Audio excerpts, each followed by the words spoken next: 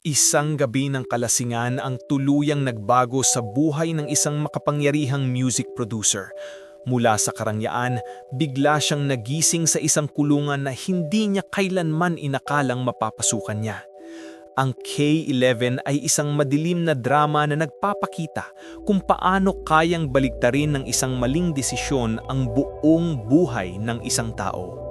Nagsimula ang pelikula nang magising si Raymond Sachs Jr., isang sikat at mayamang record producer sa loob ng isang kulungan sa Los Angeles. Wala siyang malinaw na alaala kung paano siya napunta roon. Dahil sa impluensya ng isang tiwaling gwardya, inilagay siya sa K11, isang hiwalay na dormitoryo para sa mga LGBTQ inmates. Ang nasabing gwardya ay may lihim na ugnayan sa iligal na kalakalan ng droga sa loob ng piitan. Sa una, puno ng takot at pag-aalinlangan si Sachs. Hindi niya maintindihan ang mundong kanyang pinasok.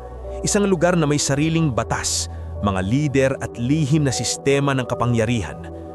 Unti-unti niyang nakilala ang mga taong may kontrol sa loob ng K11, kabilang ang isang inmate na itinuturing na tunay na namumuno sa lugar. Isa siyang babae na pabalik-balik sa kulungan dahil sa mga kasong may kaugnayan sa droga at may malalim na koneksyon sa isang tiwaling gwardya. Sa pamamagitan ng kanyang record, impluensya at kontrol sa iligal na kalakalan, hawak niya ang takbo ng loob ng piitan. Marami ang sumusunod sa kanya, hindi lamang dahil sa takot, kundi dahil sa kanyang presensya at kakayahang manipulahin ang mga tao sa paligid niya.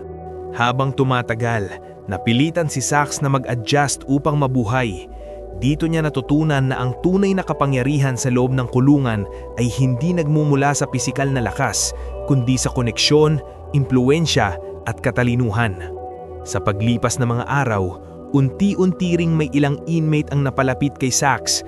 Isa na rito ang isang batang babae na may pinagdaraanan sa kanyang pag-iisip, isang patunay kung gaano kahina at delikado ang kalagayan ng ilan sa loob ng K11. Isang araw, naparusahan si Sachs matapos siyang mahuning kumukuha ng pagkain ng walang pahintulot. Bilang parusa, inilagay siya sa isang sitwasyong layong durugin ng kanyang dignidad at iparamdam ang lubos na kapangyarihan ng mga awtoridad sa loob ng kulungan. Dito muling nagpakita ang tiwaling gwardya na si Johnson na sinubukang pagsamantalahan ng kahinaan ni Sachs.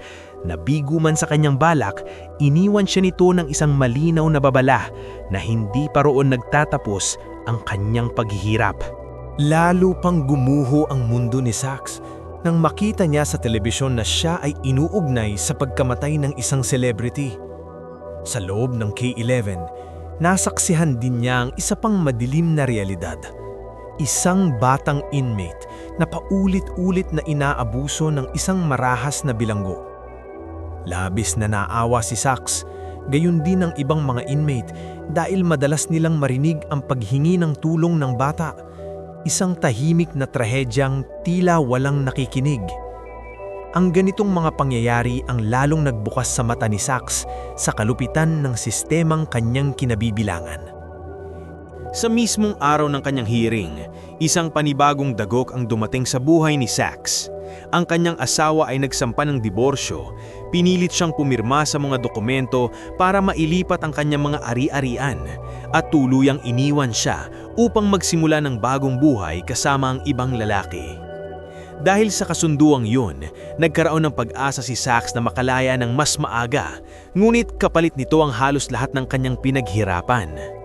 Samantala, sa kabilang panig ng kulungan, lalo pang lumala ang kasakiman ni Johnson. Habang siya ay patuloy na nalululong sa iligal na operasyon, ginamit niya ang mismong opisina bilang taguan at lugar ng pagrerepak ng ipinagbabawal na kontrabando, katuwang ang ilang inmate. Ngulit hindi nagtagal, nagkaroon ng hidwaan. Nais ni Johnson na suluhin ang negosyo dahilan upang magkalaglagan ang mga kasabwat. Nauwi ito sa isang matinding banggaan sa loob ng kulungan. Upang iligtas ang kanyang sarili, gumamit si Johnson ng mikropono at nagkunwaring may inmate na pumasok sa kanyang opisina at umatake sa kanya. Isang palabas upang malinlang ang kanyang mga kasamahan at pagtakpan ang tunay na nangyayari. Dahil dito, nag-alab ang galit ng babaeng inmate na may kontrol sa loob ng K11. Para sa kanya, malinaw na nilabag ni Johnson ang mga hindi nakasulat na patakaran ng kulungan at alam niyang hindi ito maaaring palampasin. Nagkaroon ng lihim na plano ang ilan sa mga inmate upang wakasan ng pang-aabuso. Sa gitna ng takot at kawalan ng pag-asa, nauwi ito sa isang trahedyang tuluyang yumanig sa loob ng kulungan. Nagdulot ito ng kaguluhan sa loob ng piitan matapos patayin ng isang dalagita ang isang lalaking paulit-ulit na umaabuso sa kanya.